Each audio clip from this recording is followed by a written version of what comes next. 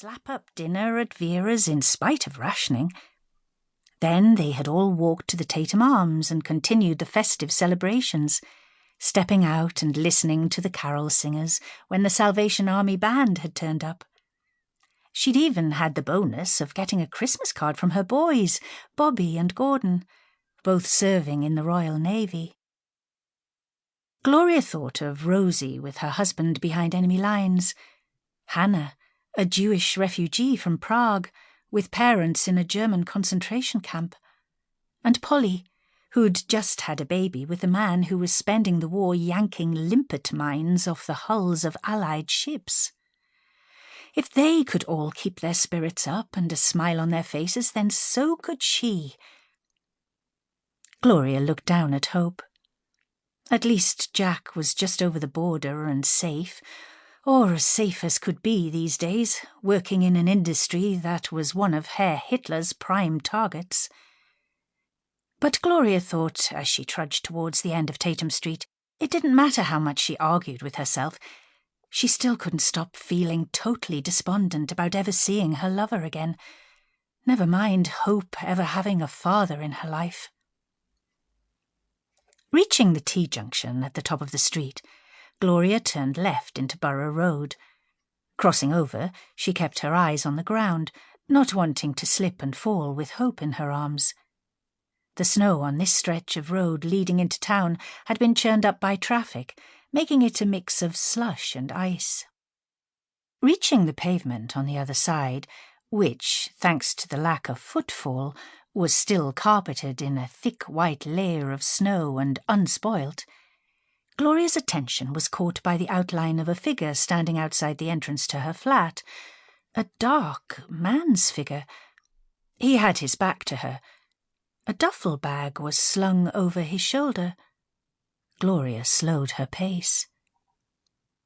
As though sensing her approach, the man turned round, causing Gloria to stop dead in her tracks. It couldn't be, could it? Was her mind playing tricks on her? Did she want this so much her mind had fabricated it? Gloria! Jack's voice sounded out loud and clear as he dumped his bag in the snow and strode towards her. Hope! The joy in his voice was undisguised. Gloria stood immobile, unable to speak as the man she loved reached them and wrapped his arms around them. "Jack! Oh, Jack!" Gloria's voice was muffled.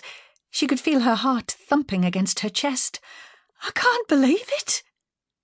She looked up, needing to see him, to be reassured that this was not a dream. She watched as Jack stepped back and took Hope, kissing her on the head and lifting her high in the air. "My beautiful little girl." He smiled up at his daughter and spun her round. It was only when Gloria heard Hope's tired but excited little voice cry out, "Daddy!" that she knew this was for real. Only then did the tears start tumbling down her face. The initial rush of euphoria Gloria felt was quickly pushed aside by fear and panic. She blinked to clear her vision, which had become blurred by the sudden onset of tears at seeing Jack and watching him with his daughter. Hope's shrieks of joy and excitement were filling the air, breaking the silence of this unforgettable Christmas night. "What you doing here, Jack?" Gloria asked, furtively looking up and down the street. The rapture in her face was gone, anxiety now at the fore. "You shouldn't be here. What if someone sees you? What if Miriam finds out?"